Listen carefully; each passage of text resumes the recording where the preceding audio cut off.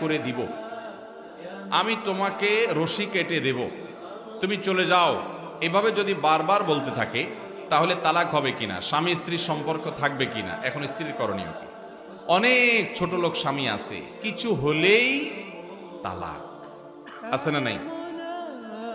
আমি সবসময় বলি, কিছু বন্ধু আছে ছোট লোক বন্ধু, কিছু হইলেই বলে কাটতি তোর সাথে, আছে না নাই?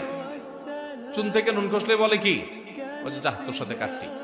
কিছু হইলো ফেসবুকে ব্লক মেরে দিল, আনফ্রেন্ড করে দিল, আবার কয়দিন পরে ফ্রেন্ড লিস্টে ঢুকানোর জন্য রিকোয়েস্ট পাঠাইলো। এরকম হট মেজাজে মানুষ, কথায় কথায় গরম হয়ে যাওয়া, এরকম কিছু লোকের স্বভাব আছে না নাই? এটা কোনো ভালো স্বভাব না। কোন স্বামী যদি তার স্ত্রীকে এরকম কথায় কথায় তালাকের কথা বলে, সে নিকৃষ্ট স্বামী, কথায় কথা তালাকের কথা বলা যাবে না।